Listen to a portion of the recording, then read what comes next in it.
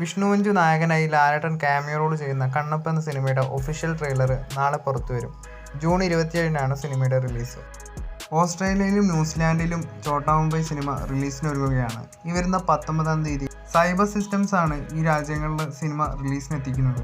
ഛോട്ടാ മുംബൈ സിനിമ ഓപ്പണിംഗ് ദിവസം 37 ലക്ഷമാണ് കേരള ബോക്സ് ഓഫീസിൽ നിന്നും കളക്ഷൻ നേടിയത്. രണ്ടാം ദിനം 59 ലക്ഷവും, മൂന്നാം ദിനം 68 ലക്ഷവും, നാലാം ദിനം 38 ലക്ഷവും, അഞ്ചാം ദിനം 35 ലക്ഷവും, ആറാം ദിവസം 26 ലക്ഷവും. അങ്ങനെ സിനിമയുടെ 6 ദിവസത്തെ ടോട്ടൽ കേരള കളക്ഷൻ എന്നത് 2,63 ലക്ഷമാണ്.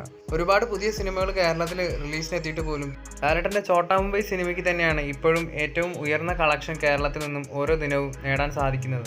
എന്തായാലും ഛോട്ടാ മുംബൈ സിനിമ റിലീസ് ചെയ്ത് വൻ ഹിറ്റായിട്ട് മാറിയിട്ടുണ്ട്. ഇനി നമ്മൾ നോക്കുന്നത് ദേവദൂതൻ സിനിമയുടെ ഫൈനൽ കേരള കളക്ഷൻ ഛോട്ടാ മുംബൈ സിനിമ തകർക്കുമോ ഇല്ലയോ എന്നാണ്.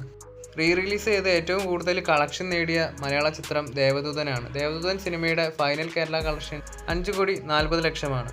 എന്തായാലും ഛോട്ടാ മുംബൈ സിനിമയുടെ ഫൈനൽ കേരള കളക്ഷൻ എത്രയാകുമെന്ന് അറിയാനായിട്ട് കാത്തിരിക്കുക.